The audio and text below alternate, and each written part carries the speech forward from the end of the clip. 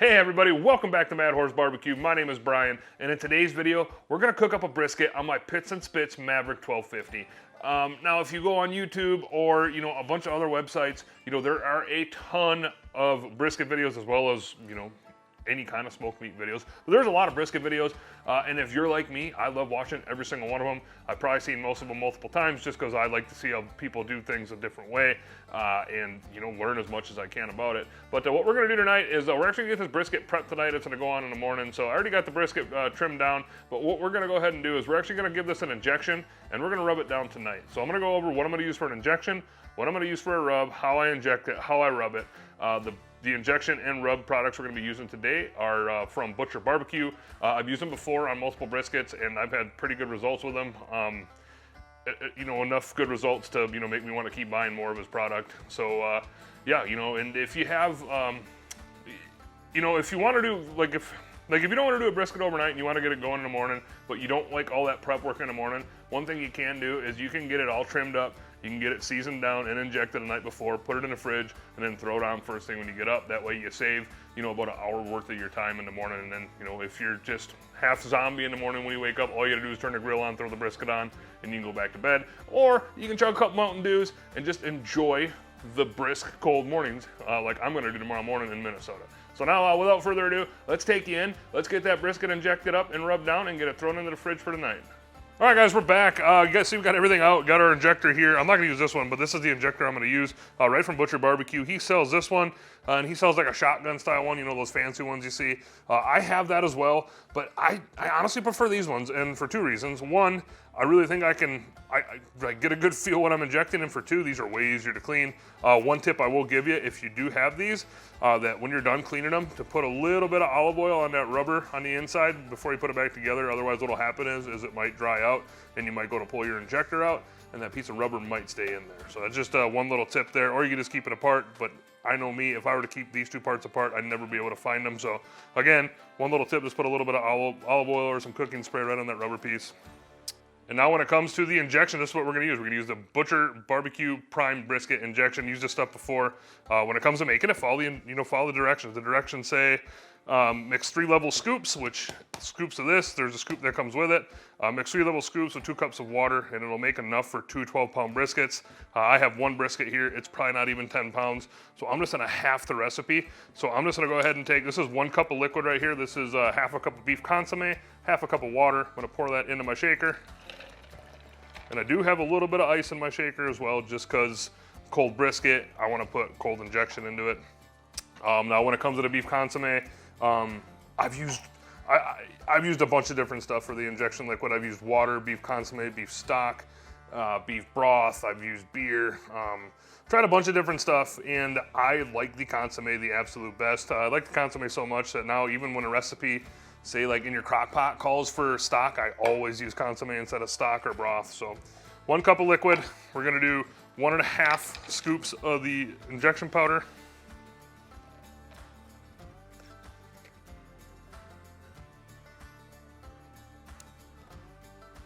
Just like that. And then I'm gonna put a little bit of the Butcher phosphate in there, and all this is gonna do, this is gonna add moisture to your meat. Where I notice it the most is when I'm reheating it. It stays good and moist when you reheat it. So I'm just gonna take a big tablespoon here and put that right in there as well. Then before you start shaking it, just make sure that your cover is good and tight. So go ahead, give this a shake. Should be good. Go ahead and get my injector ready, and let's get to injecting this thing. All right, and I'm gonna go ahead and just start off on the fat side. And I'm literally, what I'm gonna do is I'm just gonna inject just a little bit of the fat cap. I know it sounds crazy. I got this tip from a friend of mine. Name's Nathan over at Dying Breed Barbecue. I'll link his channel in the description as well as up top. But he taught me this little trick here. So just gonna go ahead and go into the fat. Also gonna just get the exposed meat there too. Okay, that'll be good there. Go ahead and flip this thing over. Okay, now like I said, on the meat side, I'm gonna go in with the grain first, and then I'm gonna come back and go against the grain. So when I'm gonna go in, I'm gonna push in, and as I'm pulling out, I'm just gonna kind of push down the injector a little bit, and I'm gonna make myself like a 1/2 inch by 1/2 inch grid. And this can get messy here, So what I like to do is when I'm pulling this out, I kind of like to keep my finger here. And you just got to kind of pay attention to where the opening is on your syringe. Because obviously if you're pulling out and your syringe opening is towards the camera, I'm going to spray the camera, and I don't want to do that. So go ahead and inject it.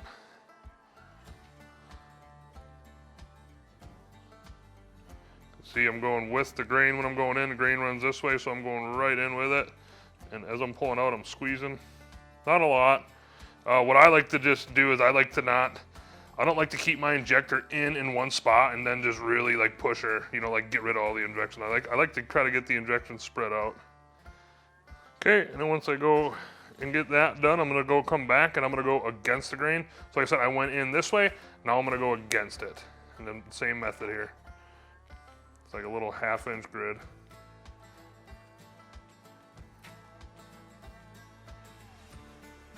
You can kind of see, or I don't know if you can see it in the camera, but I can definitely notice when I'm doing this, that as I'm injecting it, this thing's kind of swelling up and getting bigger.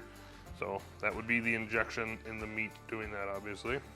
Okay, and that's gonna be good. You can see I got a little bit of injection left. Like I said, this wasn't quite a 12-pound brisket.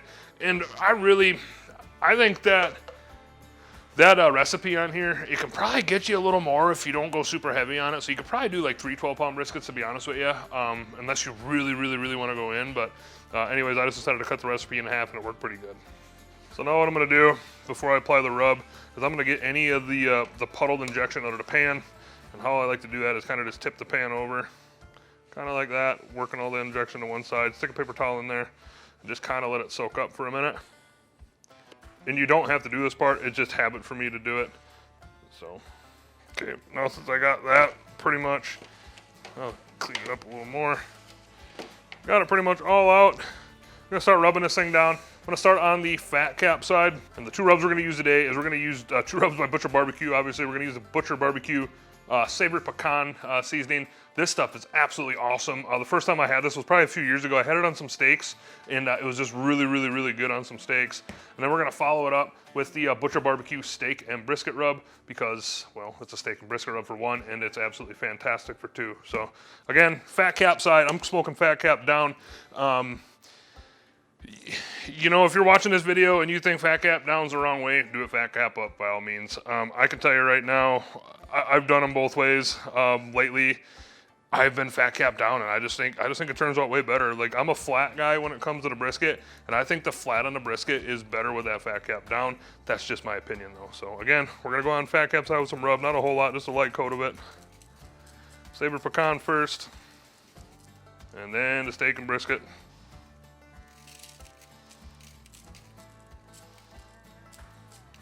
Go ahead and flip it over.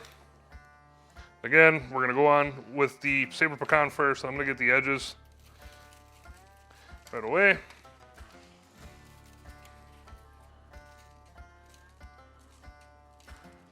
Okay, and once you get the coating on you want, go on with my second rub, again, which is the steak and brisket. I'm gonna go on the sides first.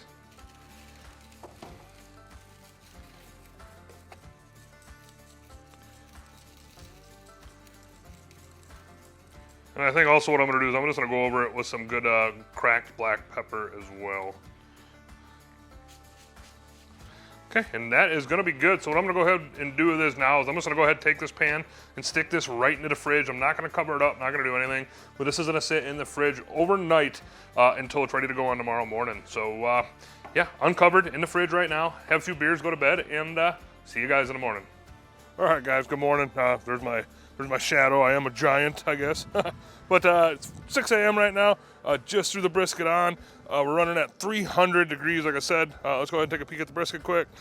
There it is. Looking pretty good. Just put it on. I'm gonna go ahead and close this down. All right, like I said, we got that, the brisket on the pits and spits right now, running at 300. Bit of a hot and fast cook for those of you low and slow guys out there. Sorry, I should say low and slow guys and girls out there. I've started off low and slow. I've done briskets low and slow, done them hot and fast. I honestly think if I put one hot and fast brisket next to a low and slow, I don't think I'd be able to tell the difference. So if low and slow is something that you know, you don't really have enough time for. This is gonna be a method that you guys and girls can try out and see how you like it. But you can pretty much cut your cook time down in half cooking at 300, because if I cooked at 225 on this brisket, I would expect at least a 10-hour cook. And then today, running at 300, I'm hoping for 6 to 7 hours, hopefully. But yeah, you know, I'm not gonna temp probe it. We're just gonna use this simple concept. We're gonna cook the brisket till I get the color I want, until the bark's set up, and then we're gonna wrap it till it's tender, and then we're gonna rest it. So cook the color, wrap the tender, rest, and then that should, you know, put out a pretty dang good brisket. So now I'm just gonna go ahead and let this thing go for a couple hours, and I don't know, I'll probably pick back in one time out at the grill before we wrap it. So we'll probably see you in 2 or 3 hours. All right, guys, been on right for about 2 hours. Take a peek at the brisket. There it is. You can see when you cook hot and fast, the brisket kind of plumps up. What I have been doing is about every half hour after the first hour mark, I've been taking equal parts beef consomme and water and just been spritzing the outside. The color isn't quite where I want it yet, so I am gonna let this sit on here probably for about another hour. If I had to guess, I'd guess right now we're right at about the 150 range internal. Let's just go ahead and take a peek at it. Sitting right at about 153, so go ahead, close this thing down, and I will pick back up when we're wrapping it up. All right, up in the kitchen, got the brisket off. This thing has been on right at exactly 3 hours. Bark's good and set. Again, it's not very thick bark, but if you noticed when I rubbed it down last night, you know, the rubs that I used aren't very coarse, but it's still, you know, there is a nice little bark on there. So now what I'm gonna do is, what I did already, is I'm just gonna put it in this full pan here, and then I'm gonna use a whole bottle of this product by Butcher Barbecue again. It is his BBQ Mud, and this stuff right here, I've seen it used a couple years ago on, I think it was Dead Broke Barbecue's channel, and I've wanted to try it ever since, so I don't know why it took me so long, but now I finally got it. So I'm just gonna go ahead, open her up, give it a shake first, actually, and I'm gonna pour it right in to the pan.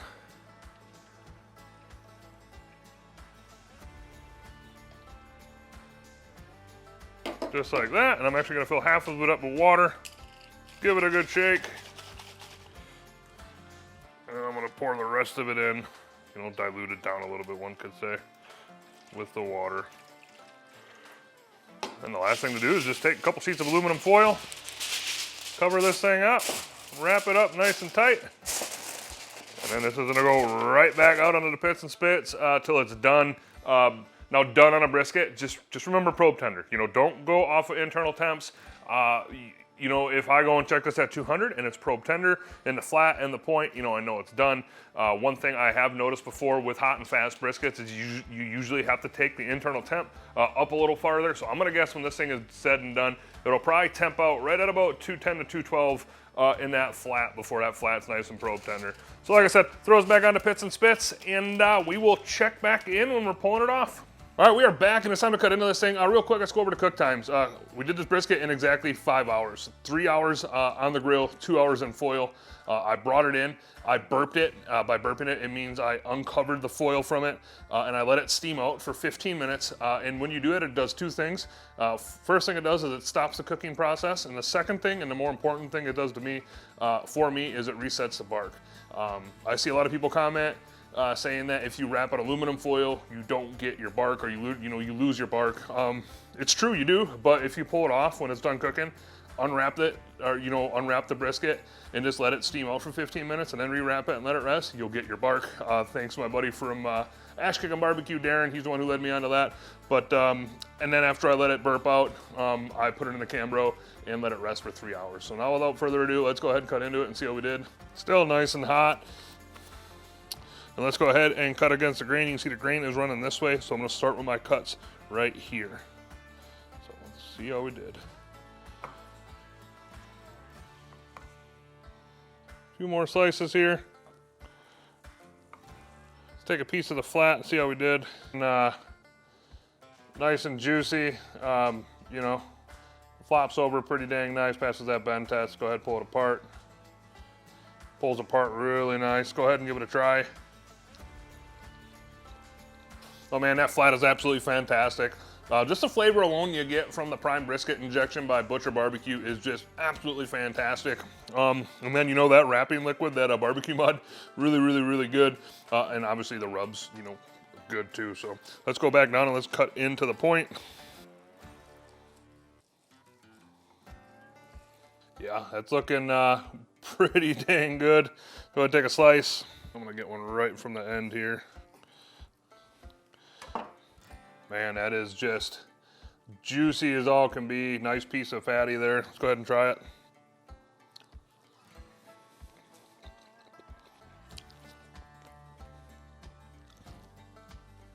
You know, I'm normally a flat guy, but that piece of the brisket right there, that has to be my absolute favorite piece. It's absolutely fantastic, packed full of flavor. Absolutely love the flavor that the Butcher Barbecue rubs and injections and that barbecue mud give to this brisket. So I'm definitely gonna be using that stuff again. If you guys and girls haven't used it, I'd highly suggest giving it a shot. But you know, besides that, 5-hour brisket, hot and fast brisket. If you don't want to spend 12 hours out at the grill or at the pellet grill, so really all you do is plug it in and go, I would highly suggest giving this method a try because, again, I don't think I could tell a difference between that and a brisket done at 225. So now besides that, I'm going to go ahead and sign off. You guys and girls have a good day, and we'll see you in the next one.